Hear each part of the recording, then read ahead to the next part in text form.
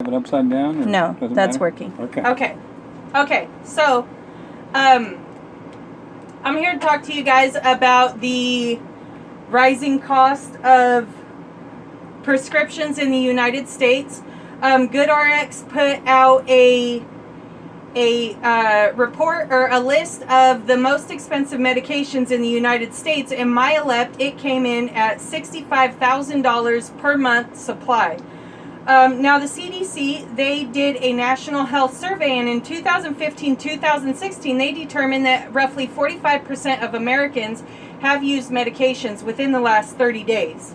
So I've been following this since President Trump put out that they were trying to get medication prescriptions lowered.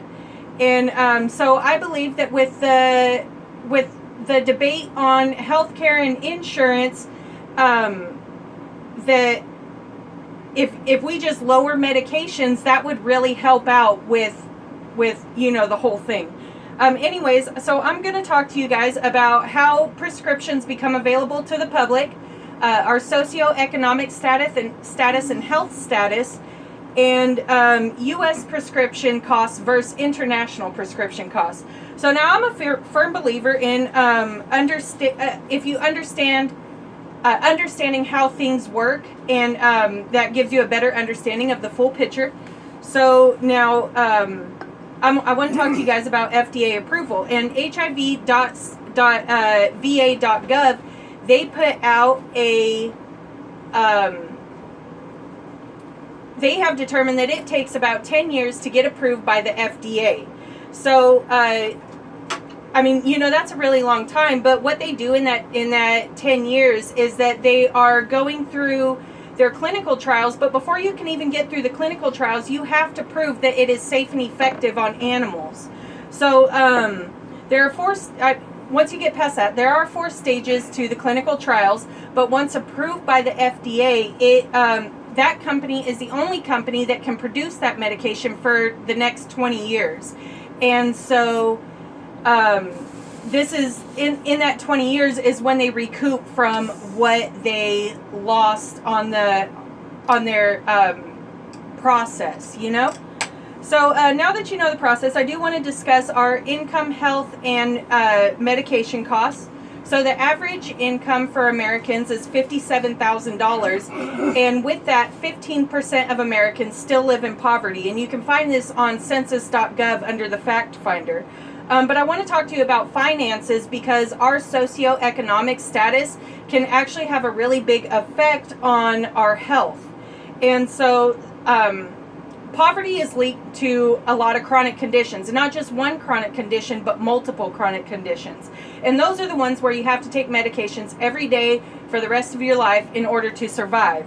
So it is, and the way it's linked is because there is a lack of quality food, quality healthcare, and a good education system. But not just that, it's also related to stress, obesity, and the environments that we work and live in. So the example that I wanted to use is diabetes. And 100 million Americans have diabetes, and that's according to the CDC. A Rhode Island study determined that poverty will increase your risk of getting of being admitted for complications by up to 77%. This can be anything from damage to organs, skin ulcers, hearing and vision problems, but it can also lead to things like heart attack, stroke, and death. Georgetown University, they did a study, and they found out that about $73 billion in America is spent on prescriptions, with diabetics having a more than 4 times the amount of cost than a regular person. Or not a regular person, but a person without that disease. So now that I've talked about the process and financial concerns, I want to compare the cost of the cost here of a prescription to the cost in other countries.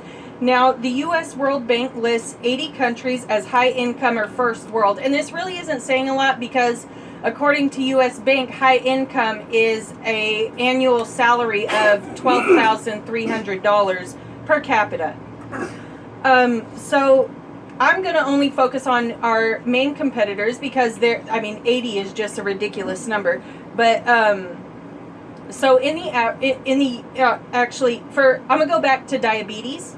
And insulin here in America is $320 a vial, and that only lasts you about 30 to 45 days, depending on your use and depending on the expiration dates. But Reuters.com has taken that same vial of medication in America and bought it in Canada, and it was only $30.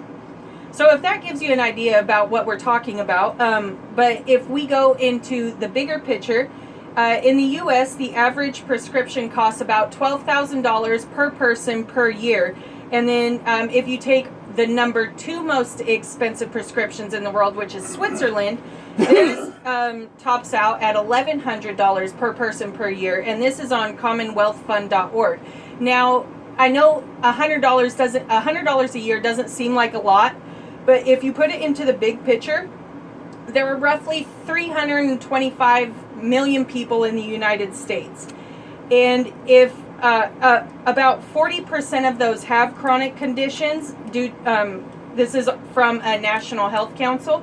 So if you take that 40% of 325 million people, that's $13 billion that can be put into our economy in other places.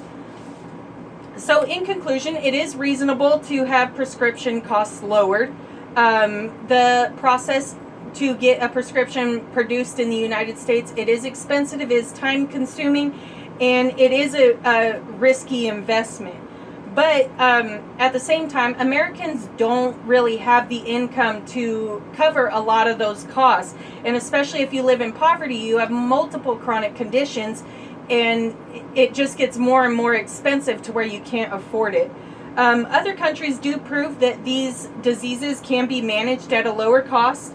So I ask you to please call, write, email, however you get a hold of your congressman, to convince them to help our president in this fight to lower the cost of prescription medications. Okay, thank you guys. This is my third person.